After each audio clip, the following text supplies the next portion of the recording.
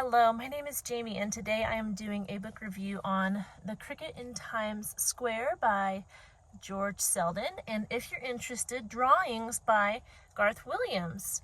This was a book that was part of my boys' curriculum, and I thought I'd read it. The cover actually looked interesting to me, and it turned out to be a cute little story. It was actually a more difficult read. You can see the words are smaller, the margins are a bit smaller. There are illustrations. You can see there. There's actually a lot. Every couple pages there's a nice illustration, and it helps tell the story beautifully. I enjoy illustrations. I enjoy good illustrations, and I would say that the illustrations in this book are good, and they just make it more interesting, especially if it is a child or a teenager reading this book. I think this book is a little more, I'm trying to see where it says the reading level, but I do think it's a little more advanced. It's not for a younger kid, maybe 5th grade. I will look that up after this review and put it in the proper playlist that I have made for the book. But the story is, this little cricket, what's his name? Chester Cricket. He accidentally found his way into New York. He actually lives, I believe, in the countryside of Cincinnati. And somehow circumstances found him on a train, and it took him, or the subway. And I don't know what goes from Cincinnati to New York. It's probably a train. But he found himself in New York, and he was lost, and he got picked up by a little boy named Mario. And Mario loves Chester. And Chester made friends with Tucker Mouse and Harry Cat. And of course, in the book, they do have dialogue. The animals speak to each other. They don't speak to the humans, but they do speak to each other.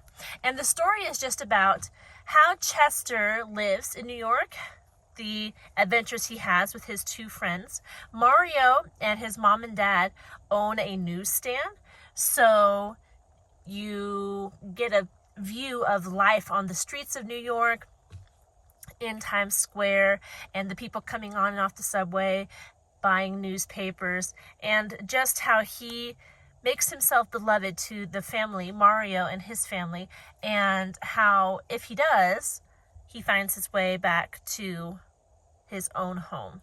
So it was a cute little book, and it wasn't my favorite just because I have a hard time with books where animals talk. I don't know. There's just it's hard for me to, it's not really something I'm interested in. I enjoy more realistic stories. Even with Chronicles of Narnia, the fact that the animals talk is just not my favorite. That's my preference. I know it's a silly preference, but I'm just not one who enjoys talking animals. Maybe that's your thing. Maybe that's your kid's thing. I don't know. But it was cute nonetheless, and I think it would be fun for more advanced readers. Like I said, not younger readers, but more advanced. 5th grade, possibly 6th grade. It was published in 1960 by George Selden. It only has 151 pages. So it's not too terribly long, but cute story, fun read.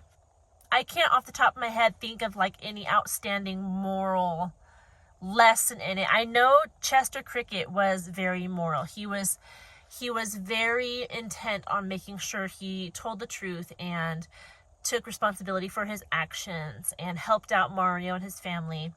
And he was just very steady in that moral ground. Tucker Mouse was a little more mischievous, just being a mouse. And Harry was kind of the silent conscience. I think he was more moral than Tucker.